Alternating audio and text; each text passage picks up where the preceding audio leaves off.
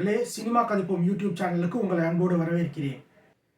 இன்னைக்கு நம்ம பார்க்க போற தலைப்பு என்னன்னா, ரீ ரிலீஸ் கலாச்சாரம் தமிழ் சினிமாவுக்கு நல்லதா கெட்டதா? சமீப காலமாவே நம்ம திரையரங்குல இந்த ட்ரெண்டை பார்த்துருப்போம். பல பழைய படங்கள் வந்து ரீ ரிலீஸ் ஆகிறத திரு பார்த்துருப்போம். நல்ல ஒரு வரவேற்பும் கிடைக்குது. குறிப்பாக பார்த்தீங்கன்னா ஸ்டார்ஸ் விஜய், அஜித், அதே மாதிரி ரஜினி படங்கள், கமல் படங்கள், இந்த மாதிரி படங்கள்லாம் வந்து ரீ ரிலீஸ் ஆகிட்டே இருக்கு. ஸோ இது வந்து நம்ம வந்து பார்த்துருப்போம். இதில் முக்கியமாக கவனிக்க வேண்டிய ஒரு விஷயம் என்னன்னு பார்த்தீங்கன்னா, இதில் வந்து பெரிய நட்சத்திரங்களோட படங்கள் தான் வந்து ரீ ரிலீஸ் ஆகும். இப்போ நீங்கள் வந்து ஒரு பழைய காலத்து ஒரு சின்ன நடிகர் ஒரு மோகனோட படம் வருமா அப்படின்னு பார்த்தீங்கன்னு வச்சுக்கோங்களேன், அவரோட படங்கள் வராது. ஸோ இன்னைக்கு யார் வந்து ட்ரெண்டில் ஒரு ஸ்டார்ஸில் இருக்காங்களோ அவங்களோட பழைய படங்கள் வர்றதை நீங்கள் வந்து கவனிச்சிருப்பீங்க. ஸோ இது ஒரு முக்கியமான ஒரு விஷயம். ஸோ இந்த ட்ரெண்டு, இந்த ரீ ரிலீஸ் ட்ரெண்ட் வந்து சினிமாவுக்கு பாதகமா சாதகமா அப்படிங்கிற ஒரு விஷயம். இதை பற்றின இதில் இருக்கக்கூடிய சாதக பாதகங்கள் என்னென்ன அப்படிங்கிறத நம்ம வந்து பார்ப்போம். முதல்ல இதோட பாசிட்டிவ்ஸ் என்ன அப்படிங்கிறத பார்ப்போம். ஸோ முதல் விஷயம் என்னென்னா, ஒரு படம், ஒரு ஸ்டாரோட படம் வந்து ரிலீஸ் ஆகுதுன்னு வச்சுக்கோங்களேன். ஒரு உதாரணத்துக்கு விஜயோடைய கில்லி படம் ரிலீஸ் ஆகுது. ஸோ கில்லி படம் ரிலீஸ் ஆகுதுன்னா வந்து அதுக்கு ஏற்கனவே வந்து பயங்கரமான ஃபேன்ஸ் இருப்பாங்க இல்லையா? ஸோ விஜய்னாலே வந்து டக்குன்னு வந்து விஜய்ன்றது ஒரு உதாரணத்துக்கு தான் நான் சொல்கிறேன். ஸோ அந்த மாதிரி ஸ்டார்ஸ் வராங்க. ஃபார் எக்ஸாம்பிள் அஜித் கூட வச்சுக்கலாம். அவங்க ஸ்டார்ஸ் அப்படின்னா உடனே வந்து அவங்க ரசிகர்கள் ஒரு கொண்டாட்ட மண்டலுக்கு போவாங்க. தியேட்டரில் போய் வந்து அந்த படங்களை பார்க்கணும், செலிப்ரேட் பண்ணணும் அப்படின்ற நினைப்பாங்க. ஸோ அப்படி தான் வந்து கில்லின்னு ஒரு படம் வருது அப்படின்னா உடனே அதை போய் வந்து தியேட்டரில் நிறைய பேர் பார்ப்பாங்க. ஸோ இதன் மூலமாக முதல் விஷயம் என்ன அப்படின்னா, திரையரங்கங்கள் வந்து பார்த்திங்கன்னா ஆக்குபென்சி, அந்த அதாவது உள்ள ஆட்கள் வர்றது வந்து பார்த்திங்கன்னா ரசிகர் பார்வையாளர்கள் வருகை வந்து அதிகமாக இருக்கும். ஸோ அது ஒரு முக்கியமான விஷயம். இது வந்து திரையரங்க உரிமையாளர்களுக்கு ஒரு ஒரு லாபத்தை கொடுக்கும். ஏன்னா வந்து ஒரு நார்மல் படம் வந்து ஓரளவுக்கு கம்மியாக ஆடியன்ஸ் இருக்குன்னு வச்சுங்க.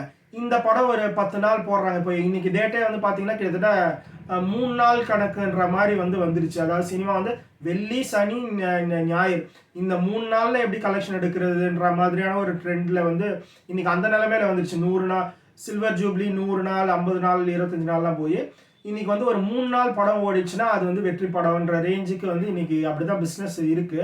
ஸோ அப்படி இருக்கும்போது இந்த மாதிரி ஒரு ஸ்டார் படம் 3 நாள் வெள்ளி, சனி, ஞாயிறுல கலெக்ட் பண்ணால் கூட அது வந்து போதிய லாபம் வர்றதுக்கான சூழல் இருக்கு. ஸோ அந்த மாதிரி விஷயங்களில் திரையரங்குகளுக்கு இது வந்து லாபமான ஒரு விஷயம்.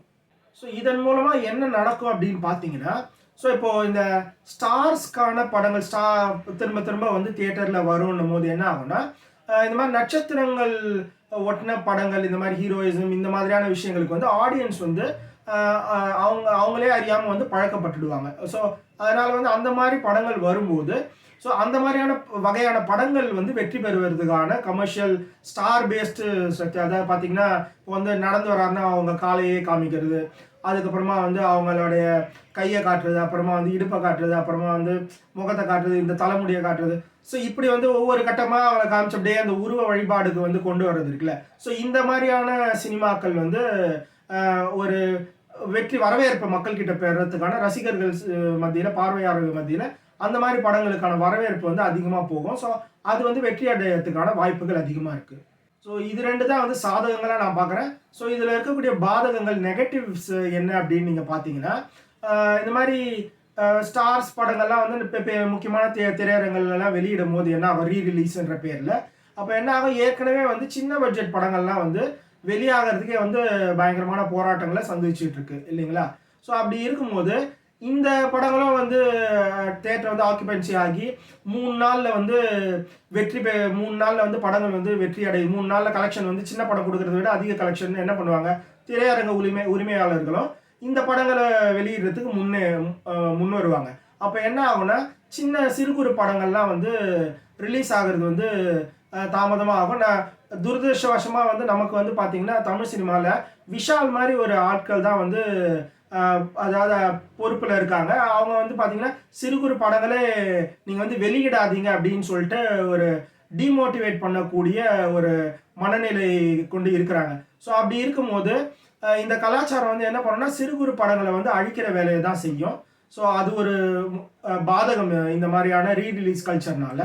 ஸோ இதன் மூலமாக என்ன ஆகுதுன்னு வந்து நம்ம பார்த்தோம்னா, இன்னொரு முக்கியமான ஒரு பாதகம் என்னென்னா, இப்போ வந்து ரீ ரிலீஸ் அப்படின்னு வர பட்சத்தில் என்ன ஆகும்னா, இப்போ வந்து புதிய கண்டென்ட்டுன்னு இருக்குல்ல, புது கதைகள் அரைச்சமாவே அரைச்சிட்டு இருக்க வேலை தான் இப்போ நடக்கும். ஸோ அப்போ என்ன ஆகும், புது கதைகள் வந்து பார்த்தீங்கன்னா புது சினிமா புது கதைகள் வந்து வர்றது வந்து குறையும். ஸோ அப்போ என்ன ஆகும், புது கண்டென்ட் வரல அப்படின்னா சினிமா வந்து தேங்கி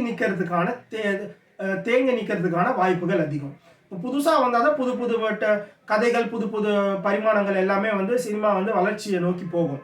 அப்போ வராமல் பழைய வந்த கதையே வந்து வந்துட்டு இருந்துன்னு வச்சுக்கோங்களேன், அதே வந்து பார்த்தீங்கன்னா புதுசுக்கான வழி பிறக்காது புது கதைகளுக்கு. அப்போ வந்து சினிமாக்கான ஒரு தேக்க நிலை உண்டாகும்.